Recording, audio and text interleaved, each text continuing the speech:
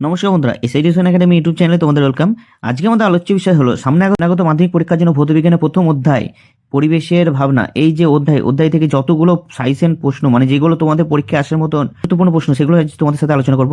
প্রত্যেকটা প্রশ্নই তোমাদের আগত মাধ্যমিক পরীক্ষার জন্য খুবই গুরুত্বপূর্ণ, তাই অবশ্যই ভিডিওটা প্রথম থেকে শেষ অবধি দেখবে। আর যারা নতুন বন্ধু আমার চ্যানেলে এসছো তারা অবশ্যই চ্যানেলটা সাবস্ক্রাইব করে এবং ভিডিওটা বন্ধুদের সঙ্গে শেয়ার করতে ভুলো না।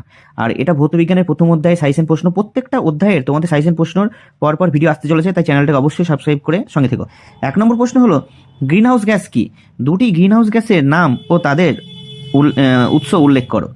2 নম্বর প্রশ্ন হলো, গ্লোবাল ওয়ার্মিং বলতে কি বোঝো? এর দুটি ক্ষতিকর প্রভাব লিখো। 3 নম্বর প্রশ্ন হলো, ওজোন স্তর কিভাবে সৃষ্টি হয়? এর গুরুত্ব কি?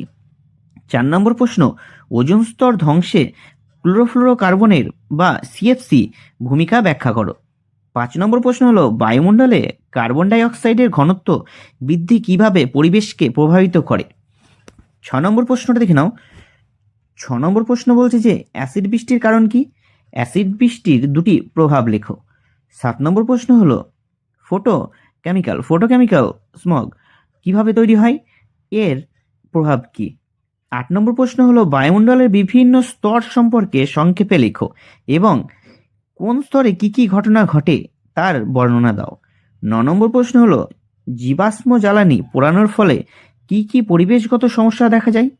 10 নম্বর প্রশ্ন হলো, প্রচলিত ও অপ্রচলিত শক্তির উৎসের মধ্যে পার্থক্য লেখো। প্রতিটি ক্ষেত্রে দুটি করে উদাহরণ দাও। 11 নম্বর প্রশ্ন হলো, নবীকরণযোগ্য ও অনবীকরণযোগ্য শক্তি বলতে কি বোঝো?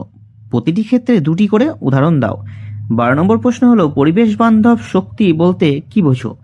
দুটি পরিবেশ বান্ধব শক্তি উৎসের নাম লেখো। 13 নম্বর প্রশ্নে কি বলছে কেন?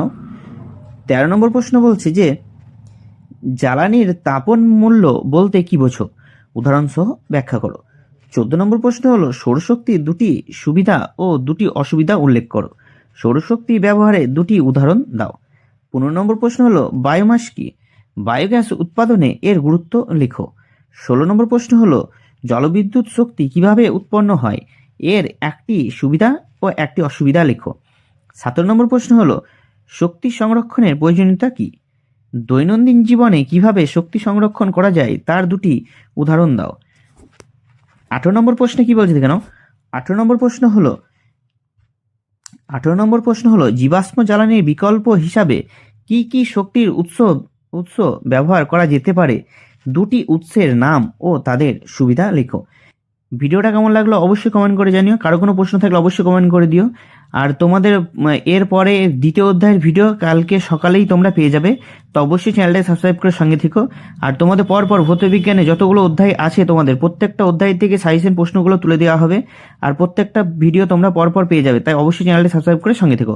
দেখা হচ্ছে পরবর্তী ভিডিওতে। ধন্যবাদ।